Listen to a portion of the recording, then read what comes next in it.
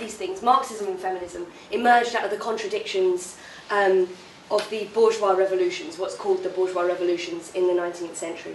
And so in 1789, this sort of starts in a very big way with the French Revolution, and then revolutions follow across Europe, in which the bourgeois class, the big middle class, basically rose up in revolution. They weren't the only ones to rise up in revolution. In fact, obviously most of the people that did the fighting in these revolutions, it's important to say, were ordinary working class people, the peasants, all of those kind of people were actually doing the fighting. But the people who benefited out of these revolutions and ended up taking power was the bourgeois, the middle class.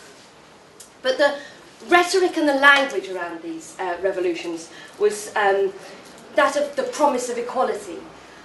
But the people who came to dominate, the middle class, the bourgeoisie, the people who dominated over these societies as a consequence of the revolution, actually dominated over manifestly unequal societies.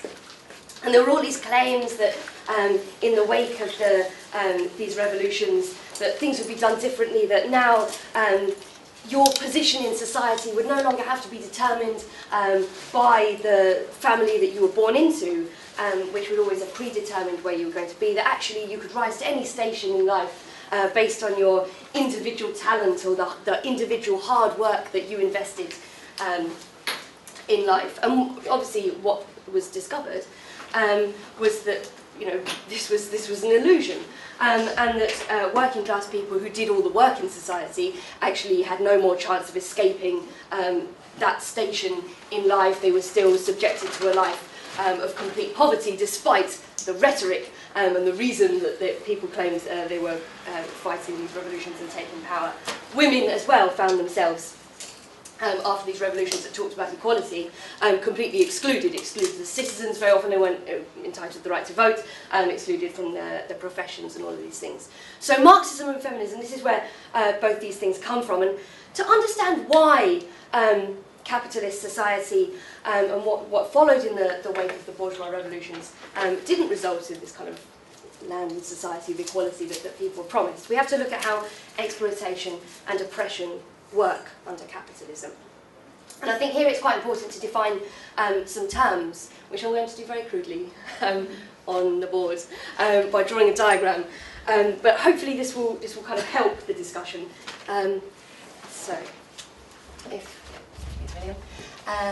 So this is society. Obviously society isn't rectangular, but it will be for today. And then this is, we're going to, this is very, very crude, okay? Men and women. Now, and then if we, so that's one way of dividing society, for example. And then if we look at exploitation, which is basically what happens to you when you go to work. So if you work for a living, you go to work, and basically you don't get back the labour that you've put in. You don't get paid for all of that labour that you've put in. Somebody else creams off a whole pile of profit from it, and that's what happens in the experience of work. So if we look at most people who are part of the working class in society, all these people are working class. And there's only a very few, obviously, number of men and women in society who, at the very top of society, who don't work for a living and who do part of that creaming off of profit. Now, so this here is exploitation. And this is how oppression works. This is obviously incredibly crude, I understand this. Now, the reason that I've drawn this diagram and the reason that I want to talk about exploitation and oppression is because I think that there is a stereotype that comes with discussions around this. And the stereotype is this, and I hope that I'm going to challenge both of these ideas in this talk today. The first is the idea that feminism is solely concerned with all of these people here, with all of these women, and that in the fight back against oppression that is faced by all women, that's what they challenge. And this is based on this idea that basically this, of course, exploitation here is a shared class experience, whereas obviously oppression is a cross-class experience. So when we talk about women's oppression, obviously women who are ruling class at the top of society, they can also experience oppression, and it's wrong to deny that. And obviously working class women experience oppression as well. So there's two dynamics working here, and the stereotype is that feminism is only concerned really with the problem of oppression, but that it addresses the concerns of all women no matter what their station is in society. The other stereotype is that Marxism is concerned only with exploitation, and that is the only bits that it focuses on. And this has been reinforced, I think. It's something, unfortunately, that began because some of the sort of so-called followers of Marx, people that describe themselves as Marxists in the 19th century, people like Hindman, people like Belford Bax, were actually extremely sexist people and had no interest really in the fight against oppression, and very much didn't see that as part of the struggle, and really caricatured the ideas of Marx and said that it was all about exploitation. We're not taking up fights against oppression generally. I think this has been reinforced, unfortunately, by recent events on the left, and I think obviously there was a last session about the left and the left in crisis and what's going on with the left, and people referred to what had happened in the Socialist Workers' Party with the crisis around the rape allegations. And I think what the problem with this, and the reason I bring it up, is this, that some people who have been justifying something that was appalling and something that shouldn't have happened, have been justifying that with an attack on feminism. And I think that it is completely wrong to do that, and I think it is completely wrong to mix up genuine and important differences about that are, I was going to say fraternal differences, but it's probably just because how sexist our language is. But it is wrong to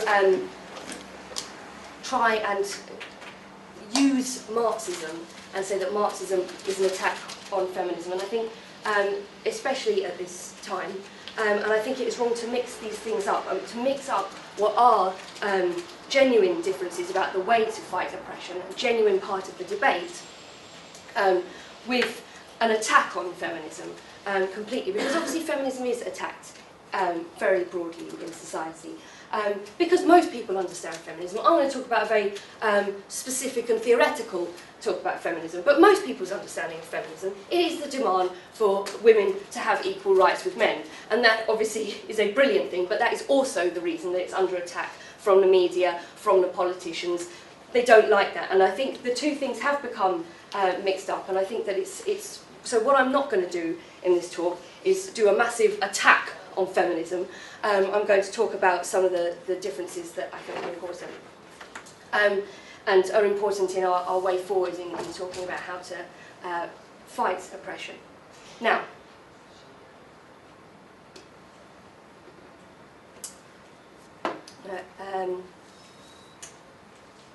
I think the first thing to say, is that there are different kinds of feminisms as well. And so when we talk about, people just say, oh, it's feminism, that was the problem.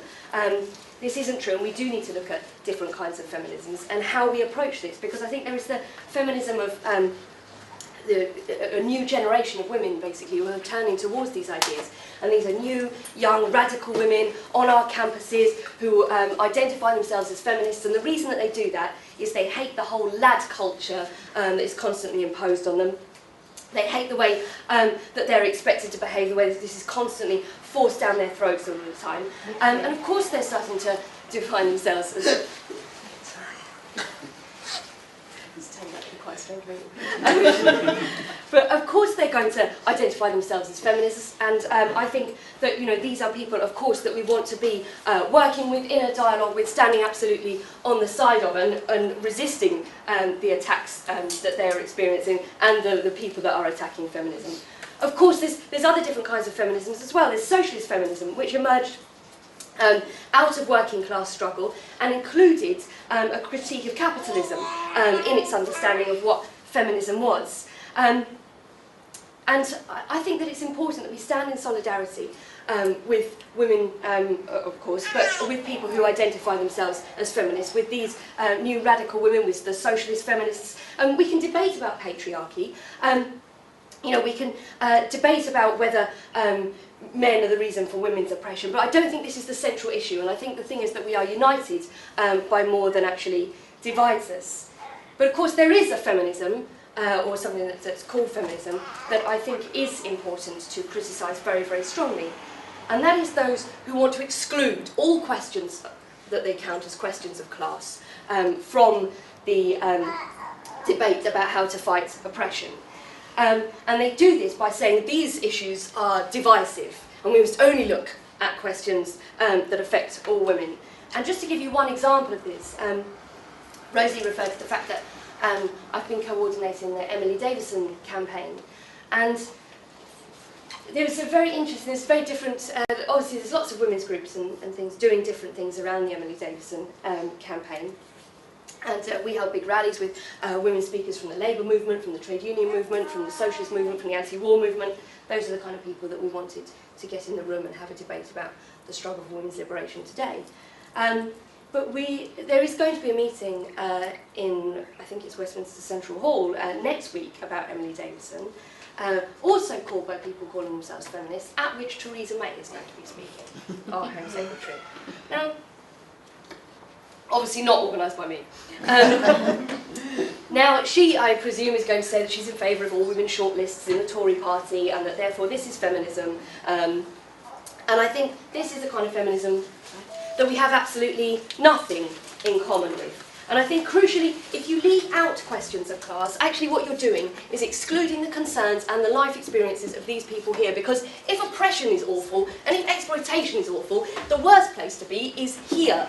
And these are the biggest issues that we have to fight over. This is where you experience oppression and exploitation most intensely, because you're going to get lower pay as a woman, not just low pay, but lower in general because you are a woman. This is where the intensity happens because of the interaction between exploitation and to oppression. And I think to sideline the questions of class like that is completely artificial.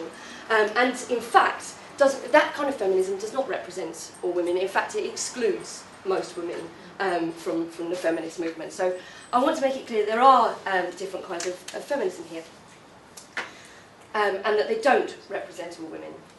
So what about the Marxist focus on exploitation? Is it true that Marxism just focuses on exploitation, has nothing to say about oppression, and therefore in some way excludes women from the struggle and its analysis of what the struggle is? And what I want to argue is this, that in fact the whole focus on exploitation is actually intimately connected, integrally connected to the whole project of liberation.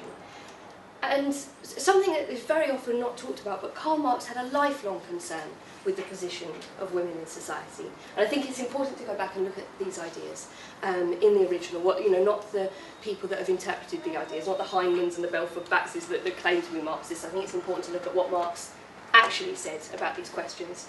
And there's a very interesting bit in Hal Draper's books about Karl Marx and about his ideas on revolution, where he talks about what Marx said about women.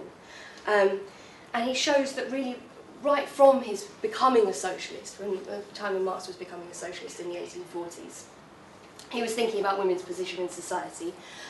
He was in contact with the French utopian socialists in the 1840s, who did champion the cause of women's liberation, had very advanced ideas in many cases about how society could be organised differently. They had women thinkers in the French utopian movement who wrote very widely on this question, very prominent.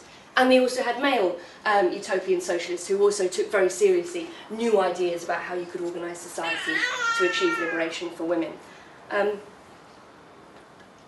Marx's writing partner, Frederick Angle, fellow activist and fellow socialist, also wrote extensively about the question of women from his very first book, which was about the working class in Manchester.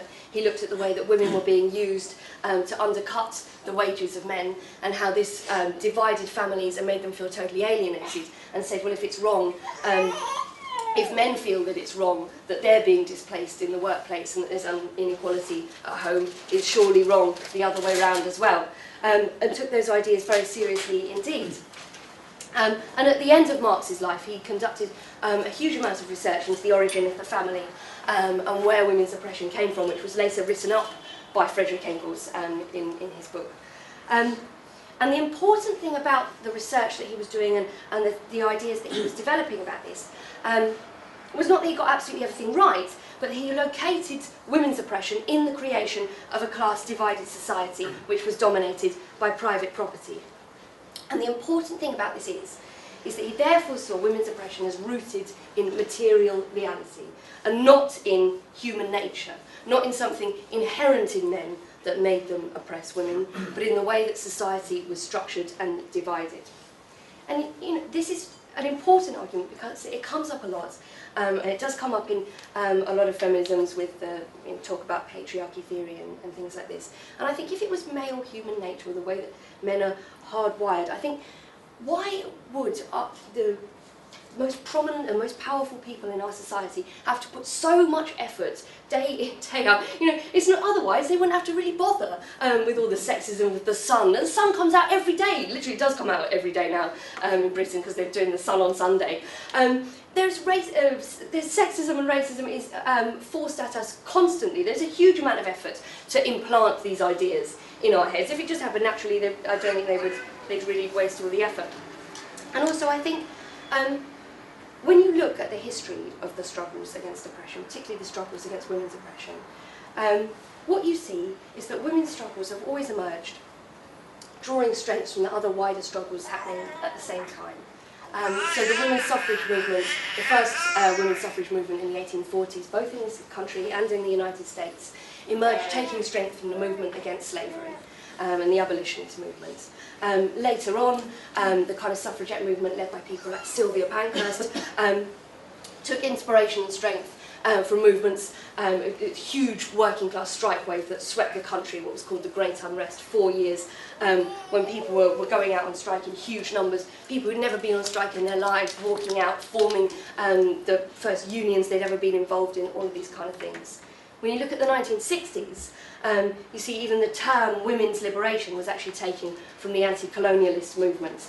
And in Britain, the women's liberation movement drew huge strength from the upsurge in working class struggle in the 1960s. And this is quite often said, but I think it's important to question what it would be like if it was the other way round.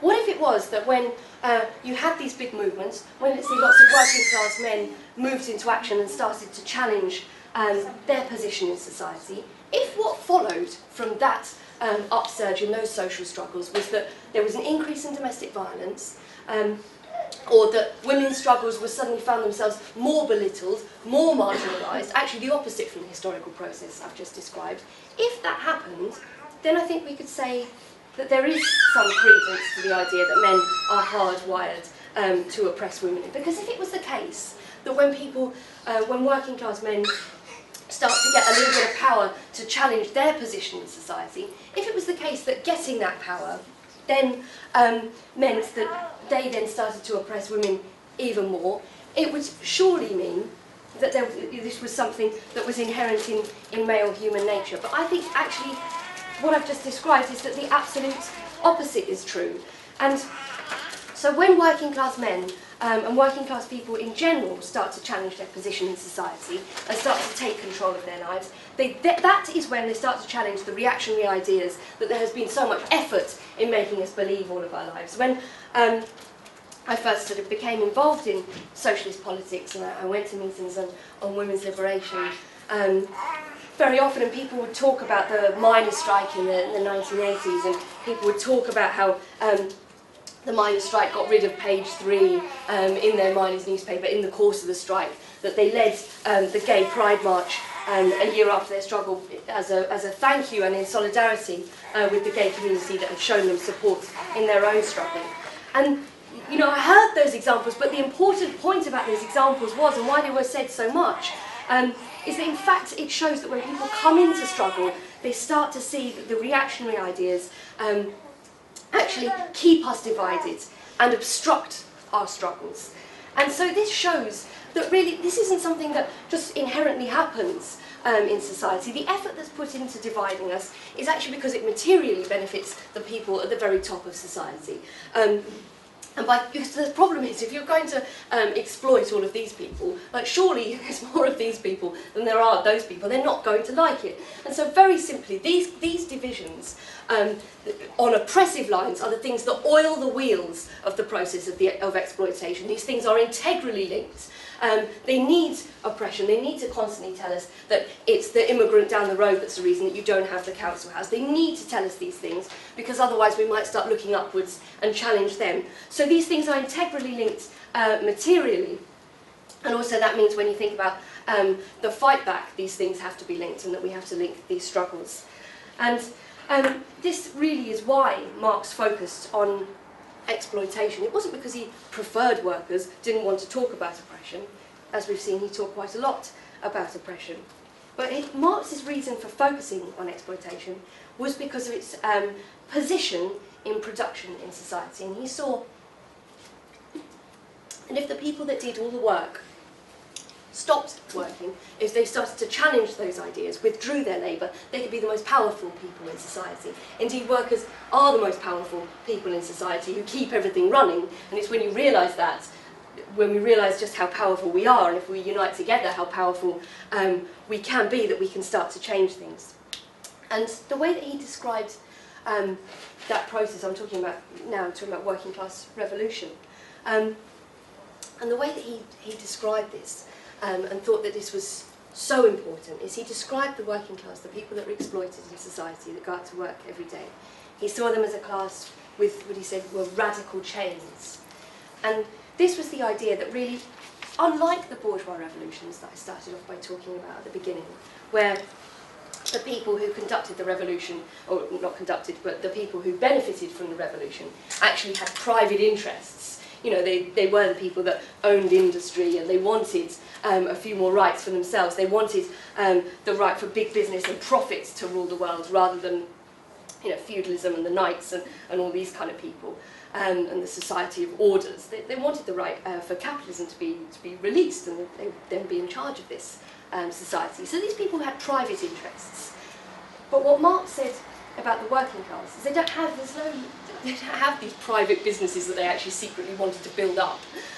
Literally, the working class, in Marx's words, have nothing to lose but their chains. And so he says when working class people rise up, they've actually got no interest in perpetuating the oppression. They've got no interest in keeping people divided. And that's why he said that the working class revolution will be the first kind of revolution to abolish oppression.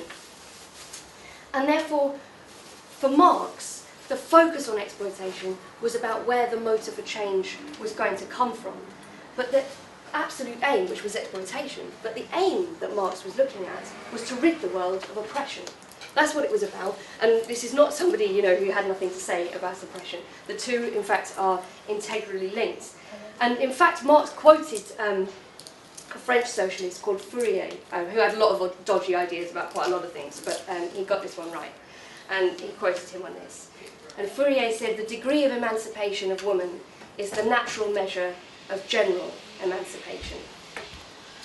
So what he's saying there is that the measure of a revolution, that how successful a revolution is, the content of it, is the extent to which it gets rid of oppression. And of course that means women's oppression as much as any other. Now that's why Marx saw exploitation and a focus on working class people rising up in revolution as completely important. But now obviously something else has happened, in that women are now, I think, much more central to the working class than we've ever been. And I think alongside that, capitalism is encroaching much further into women's lives and into our experience of oppression. If you think about the way that women experience oppression today with the commodification of women's bodies, it's obviously completely bound up with a capitalist way of doing things. You know, you look now at the huge assault on women's jobs that austerity has meant, and the services that women use as well. All of these things, you know, capitalism really is making itself felt in women's oppression in very new ways. And also there's been a huge increase in the number of women going out to work. And that's where you can see the interaction of exploitation and oppression today. I've talked about how women are generally paid lower than men in a society where we don't pay people highly anyway, where there is a downward spiral around low pay, where flexible, the things that we thought that we'd fought for and that we thought maybe we'd won, things like flexible jobs actually turned into some sort of horrible parody of that and turned into flexibility for the boss. And so women on flexible work has not been an emancipating experience in general that has enabled women to take control of their own lives. Actually, it's stirred chaos into women's lives and being at the beck and call of the boss. It's put women into increasingly casualised and unstable jobs, obviously creating massive anxiety for people. And of course, it's still generally women who are expected to take the time off when their children are sick or things like that. And so now women are central to the working class, and also they are the majority in organised labour as well, which obviously is not the whole of the working class, but women are in the majority in the trade unions. So when I talked about how it's working class revolution that we look to challenge women's oppression, that's absolutely true. But now I think when we talk about working class revolution, we are talking even more about that women are going to be absolutely at the centre of this process. Women are the ones with the radical chains, and women are going to be the ones who fundamentally break those chains as well.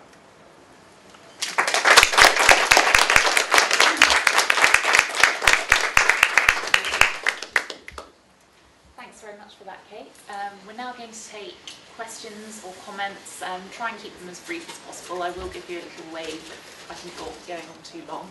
And then we'll come back to Kate and she'll respond to maybe a few at a time. So, yes. Yeah, thanks for that. That was really good. Yeah, basically, I do a lot of work with young women, and even though obviously I agree with what's being said about women being central to the revolution and getting rid of their chains and all that, when I'm working with young women, for example, last night, I was working with these girls and they were like, yeah, girls that cry rape or scream rape. And I was like, well, what do you think happens more, girls that get raped or girls that scream rape? And they were like, girls that scream rape. And like that's standard, and like the whole sket thing, like some girls are just a sket, like that's what they are, they're a sket, they shouldn't open their legs to blokes. Okay, why do you think they're doing that, blah, blah, blah, blah. And like explore it, okay, so she's a sket, how high do you think her confidence is on a scale of 1 to 10? Yeah, well, like sometimes they're like, anyway, I don't need to give you like a script of the sort of stuff like it. But yeah, so, and it's something I struggle with because it's getting worse and worse, like, and it's definitely getting worse. Over the last couple of years I've worked with young women, and obviously we know where the sorts of places it's coming with, like hypermasculinity in boys, but also like, the kind of commercialisation and of sexualisation of women and how they're portrayed, etc. And the fact that Nicki Minaj is their role model. But I just don't know what to do about it. Like I don't know how to like solve it really. I don't know if anyone's got any ideas of the sort of work I could do with these girls.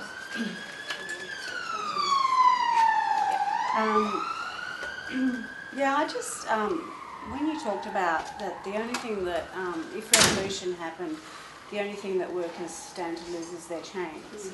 And you cited examples that proved your point that in times of men rising up, they don't oppress women. I'm not sure that that's actually true, that men don't have a lot to lose in the empowerment of women. I think that it's far broader than just, I think feminism is a far broader concept than just in the workplace. I think, what the last one was talking about, our internalised misogyny actually. There's so many different ways, but I find it hard to imagine men being prepared to give up the domination that they have and power. But, yeah.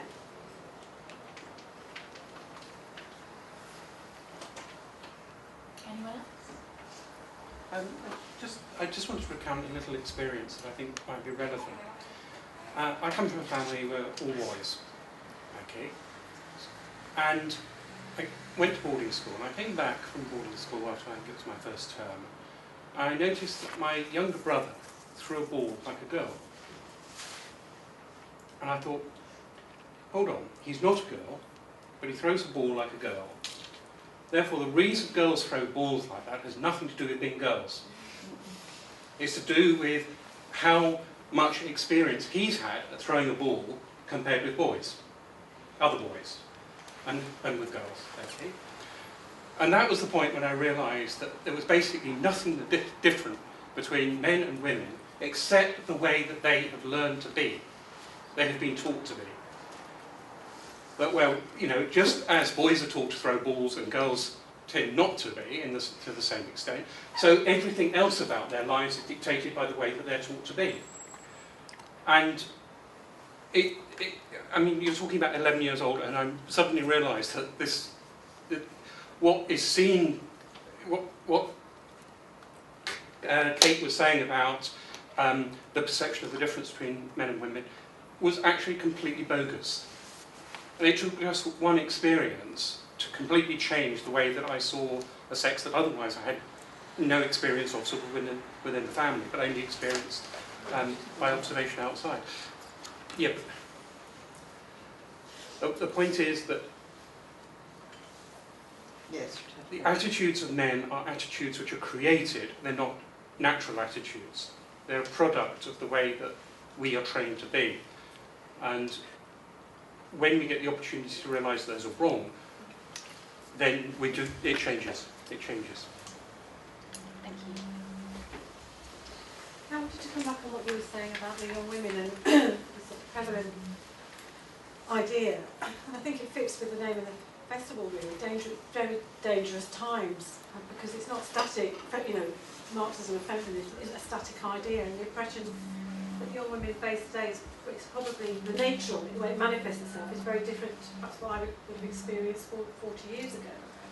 And I think when you look at you know, the sexualisation on the television, on programmes like Britain's Got Talent, which is watched by 7-, 8-, 9-year-old girls, well, you know, both sexes, but particularly the way that the celebrities are portrayed on there, the mainstream of pornography, how readily accessible it is, the pressures that all these young people are under, matched with the austerity, the lack of thought that life is going to get any better, that there is any real chance out there to achieve your potential, be creative, or all those other things.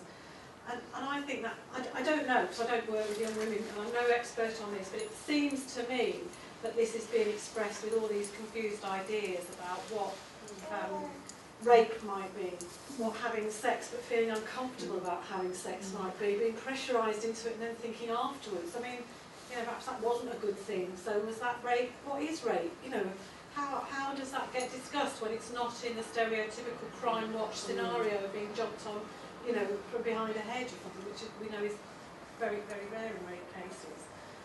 So I think those are the sorts of things we have been losing. It's just can't back to the meeting on the left, really, we have to be honest about it, the ideological battle for ideas over this. So I don't have any answers to that, except in the larger holistic picture, which isn't kind of very helpful to what you're saying, but my daughter's 18 and she's 15 out of her class at school, you know, now had children. That you know, that sounds to me like quite a lot, actually. I don't know what the percentage figures are, but I'm just thinking, is that how hopeless people feel, either about their future, or maybe they were lack of education or accidents, I've no idea, but it seems to me that this, what young people are facing, young women are facing now with dress and sexual attitudes is so much more difficult than previously, and I think we have to tackle it in that general idea. And actually, having said that, that sounds really vague and woolly, so could somebody come back on me on how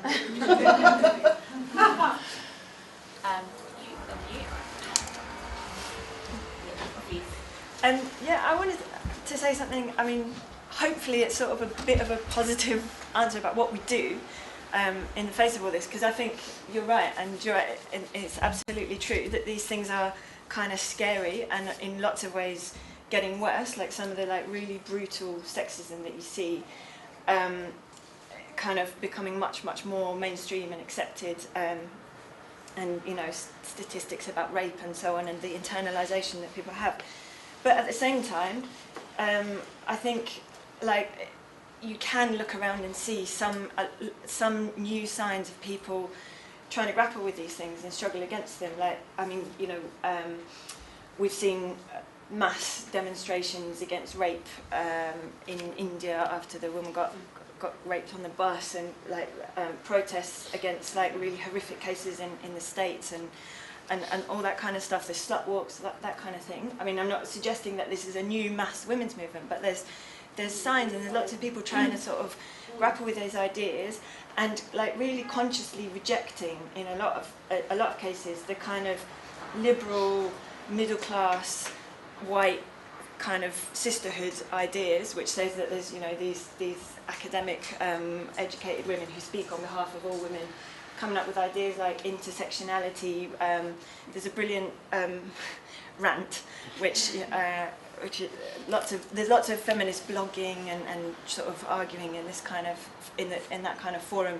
There's one called "My Feminism Will Be Intersectional or It Will Be Bullshit," which basically just says, you know, you can't speak to my experience and exclude me from having a voice in your movement if I'm poor and black and working class and so on. So I think that there are these things around, and that offers a little bit of hope against the kind of just the way that people internalise oppression.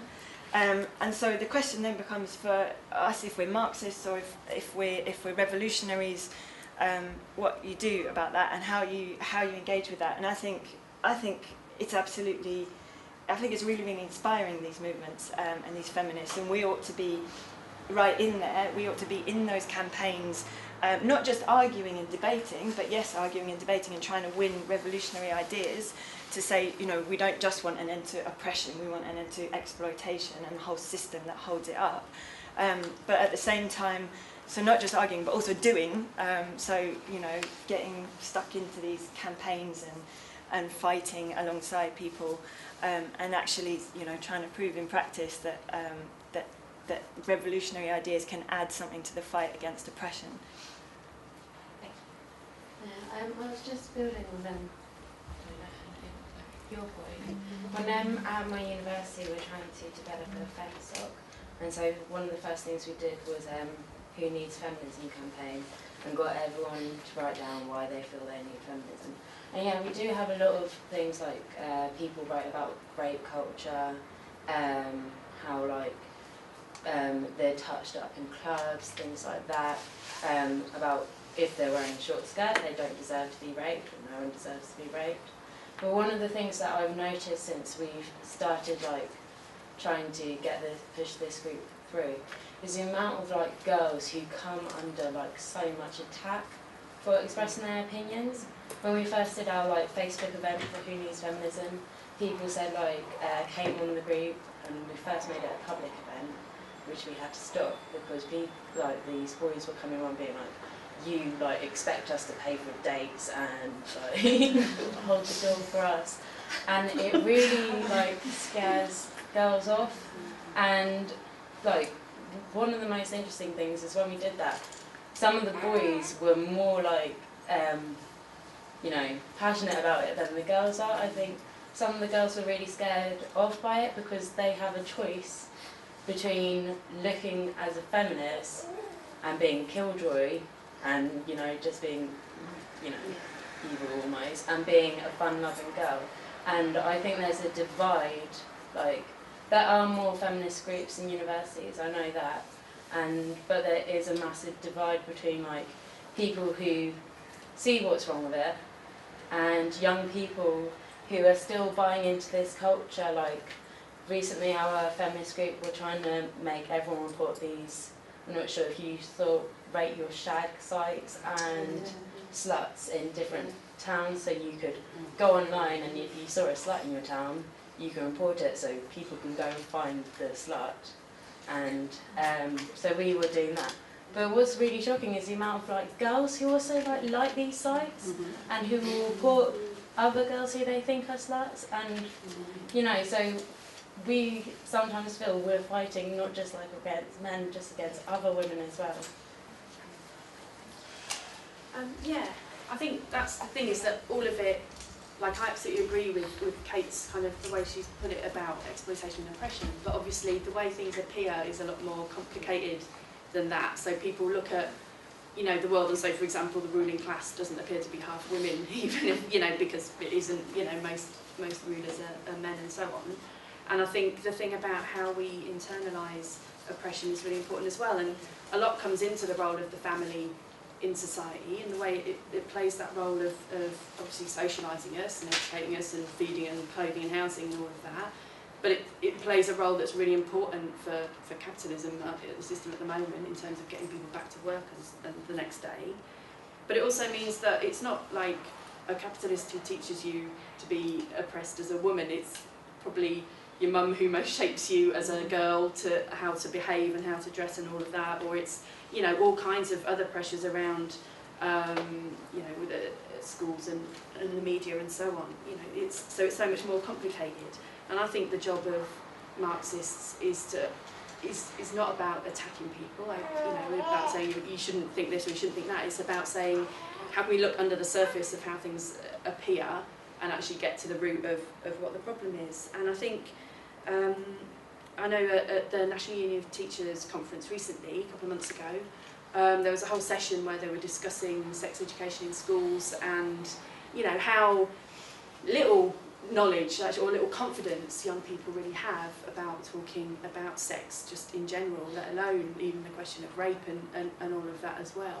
But just what, you know, what relationships are about, what they should be about and so on, and talking about how they as teachers and as trade unionists could start to, you know, push a campaign around this kind of stuff, and, you know, which might help in terms of the confidence of young women, but also young men. And I think that's really important as well, because I think the confusion is there on all sides. And I think the thing about things being worse, you know, I think you can totally see it. My little brother is trying to get into stand-up comedy, and he was saying how he's got lots of friends who tell rape jokes, you know, and this is obviously a big thing at the moment, isn't it? All comedy clubs all over the country, people will be telling jokes about rape. And he's like, oh, of course I wouldn't tell a rape joke. But then 5 minutes later he's talking about how he will always argue with his friends if they tell racist jokes, but he doesn't argue with them about the rape joke thing. You know, that's just a given, that's just something you can't even win an argument on.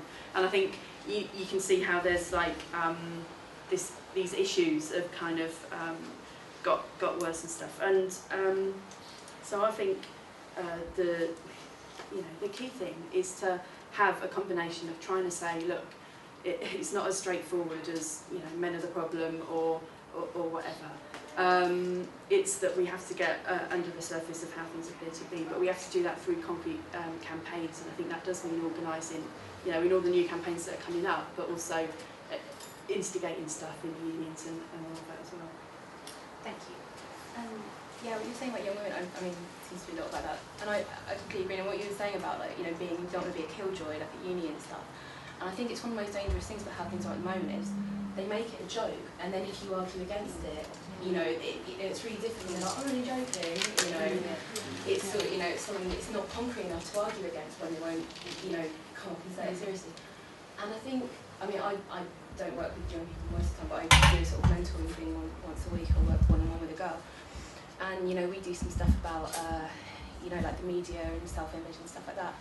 And I think some of the stuff that comes up, the problem is that there's no counterbalance. So you encounter stuff, you know, like in pop music, in fashion, in like, you know, magazines and stuff that people say at school, in like, you know, shopping centres and adverts, whatever. And, you know, and so you sort of get involved in that because there's nothing questioning it. There's no intervention the other side. And like, even just, I mean, you know, it's a really small amount that I'm doing, you know, but like, even just saying to her, have you thought about it like this? You know, she's 12 years old. She hasn't thought about it like that. You know, I hadn't thought about it like that when I was 12.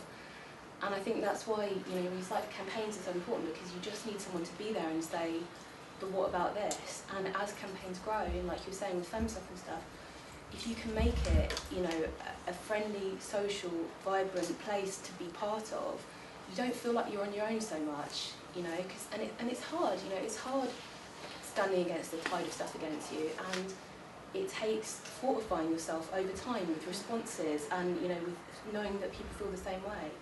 And I think, you know, maybe, you know, one of the solutions, you know, to that problem with young women is women who are a bit older and who have sort of learnt to fortify themselves, learnt to sort of find, you know, ways of being and learning about the situation, you know, can try and reach out and help, you know, just provide that alternative, that safe space to kind of be a different way.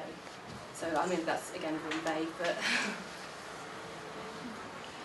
yeah, I mean, I think this is an incredibly interesting discussion actually, because it's partly a reflection of things that have always happened. I mean, women have always been very critical of other women who behave in ways that, or some women have, you know, that it's often, somebody said, that, you know, you're conditioned by your mother very often as to, you know, not behaving in certain ways that you might want to behave in, and that my mother always used to say to me, if you sleep around, nobody will want to marry you.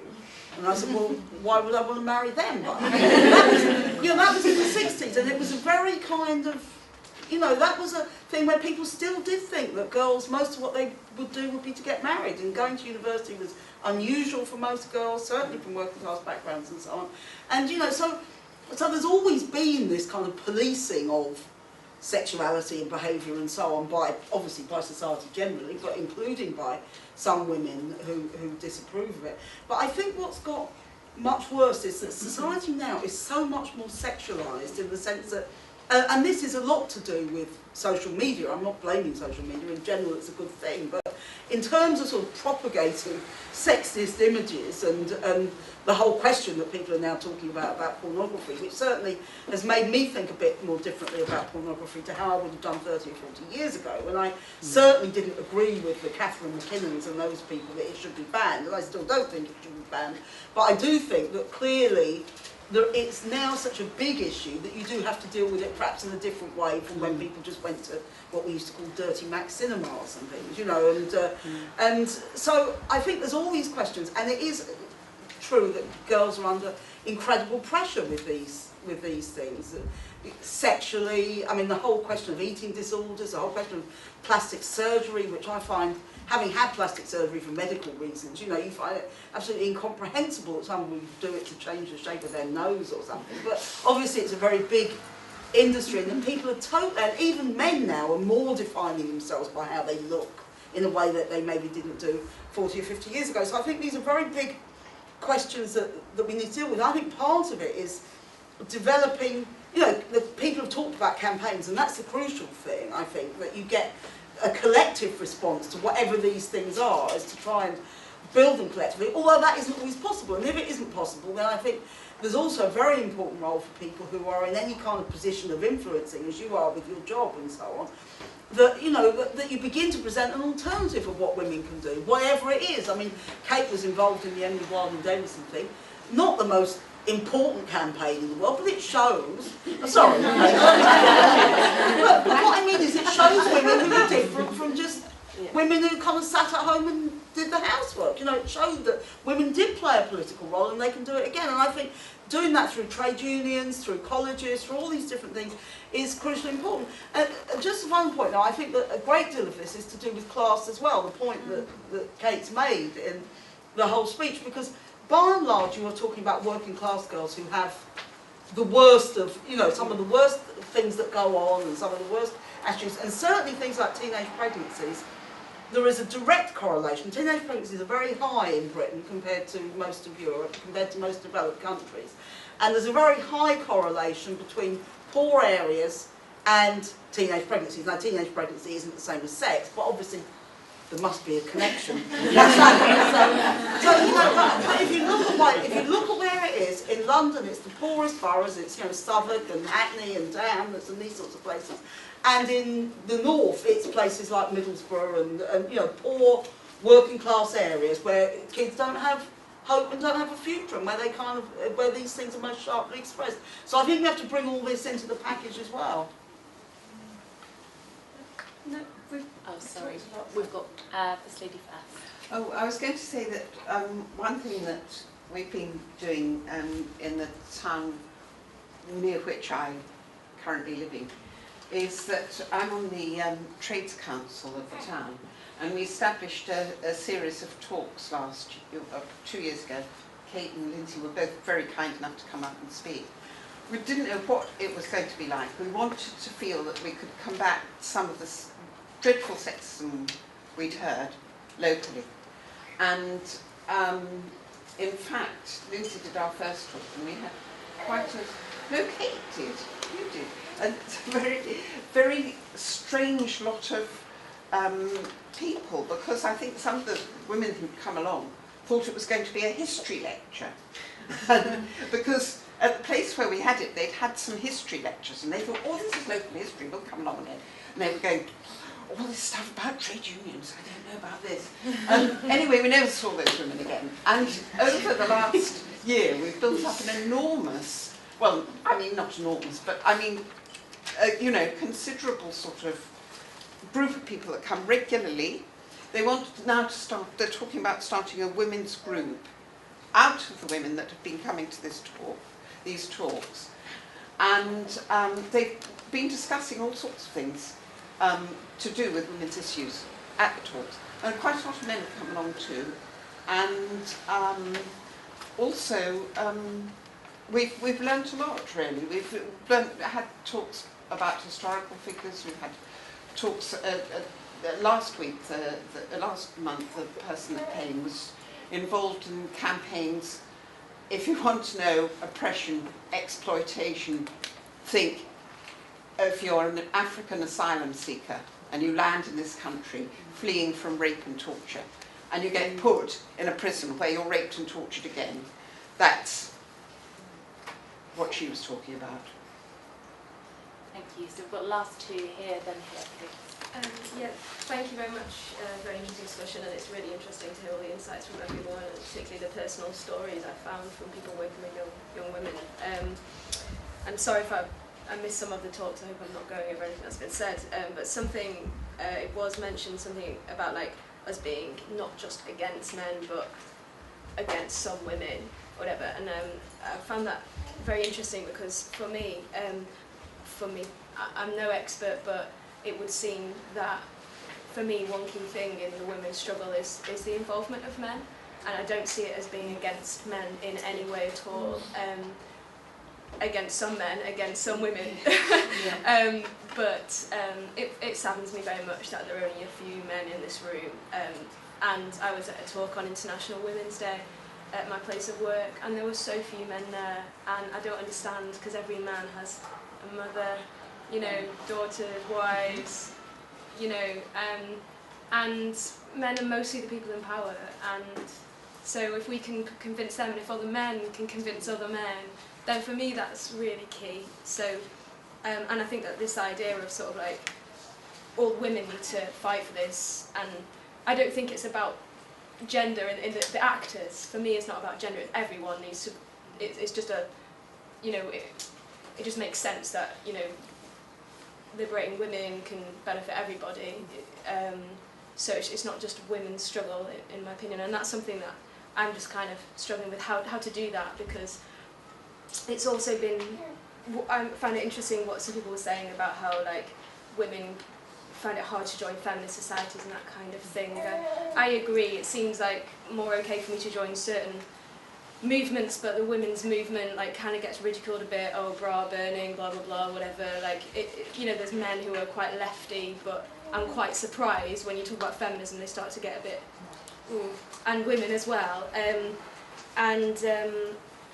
Yeah, so it kind of seems to be like the last bastion of the left or something. I don't know. I had some other point there. And just one thing about the lady at the front who works with young women and was wondering about how to maybe talk with these young people. I'm doing a course at the moment about trying to persuade people of things. I know this sounds really obvious and doesn't always work, but I think statistics are really good. Maybe not. But like when you can say, you know, this is. I read an article recently that had like the suggested percentage of women who actually cry rape. It was an article in The Guardian a few weeks ago, and it was really good, and it was showing it just doesn't happen. And in comparison to how it comes across in TV, songs, everything, it's happening all the time.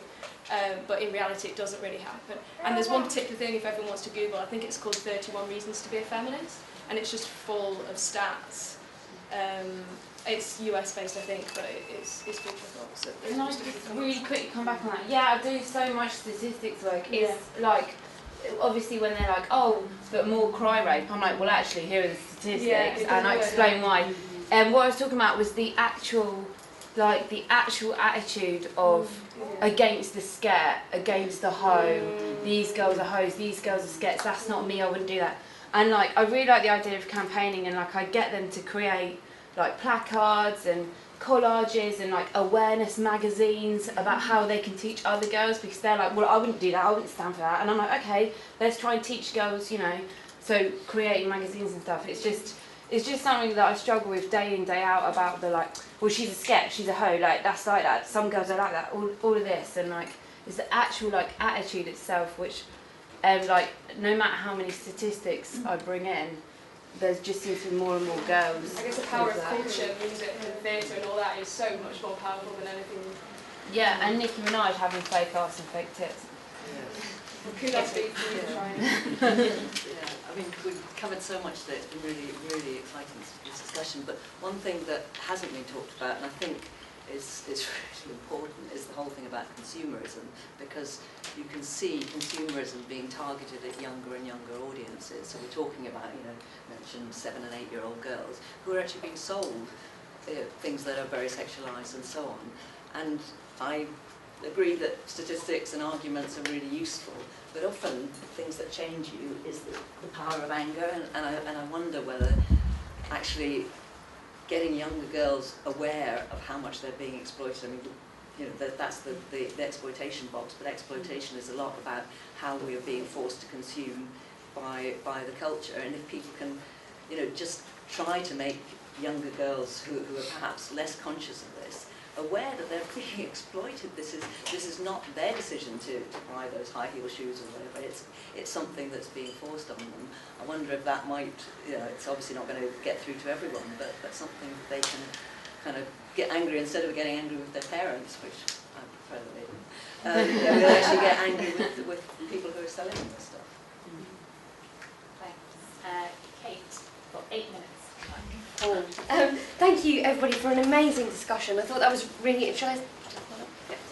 I thought that was it covered so much, and I think it's brilliant. And yeah, I think thank you so much for that discussion. I'm not going to be able to pick up on everything, so I'm just going to talk about a few things. And I thought what you were saying is so interesting, and I think it's so important, and it really is.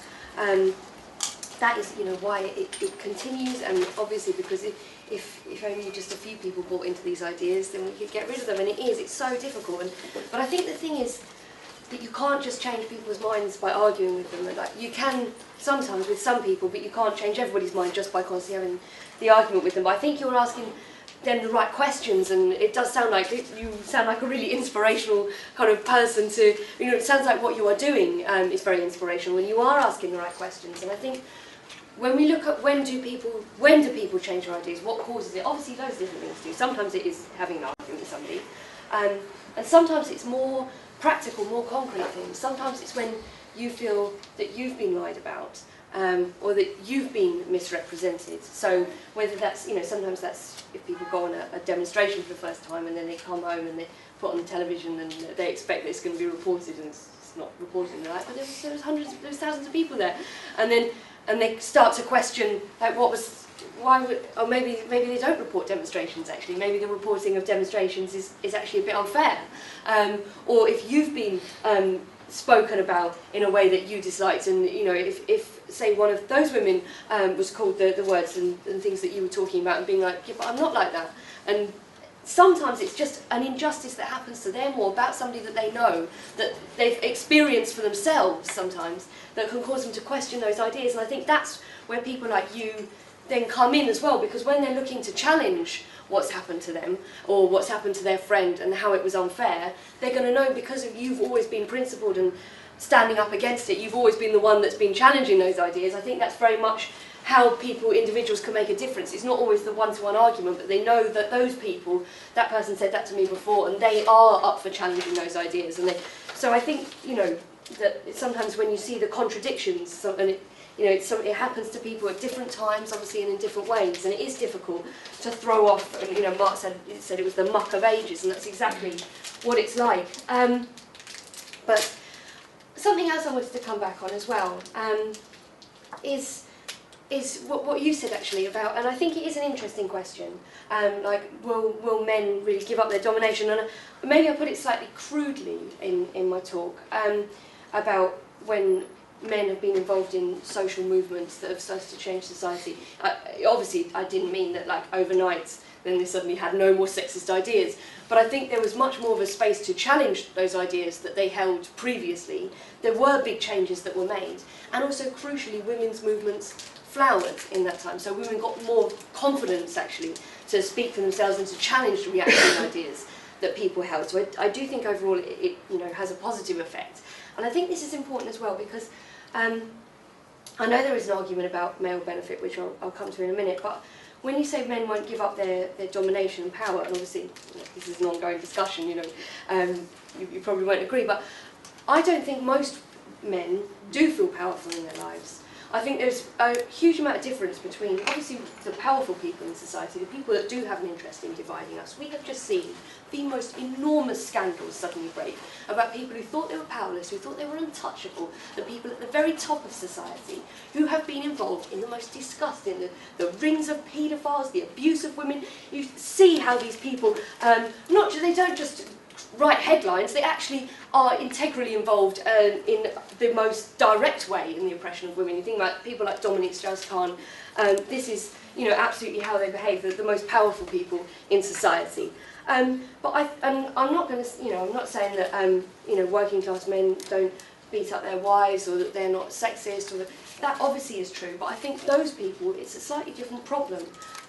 They actually don't feel powerful in their lives, and that's the reason they come home and they take it out on their wife, because they've been made to feel like this small and this crap when they're at work, and then when they come home, all the anger boils over. So I think the solution is different for those people. I think the solution is about empowering people, and I know there is an argument about male benefit and do men benefit from women's oppression, and I understand when people say, oh, well, men have someone to clean for them or to cook for them, and that must help an awful lot, and what if they lost that?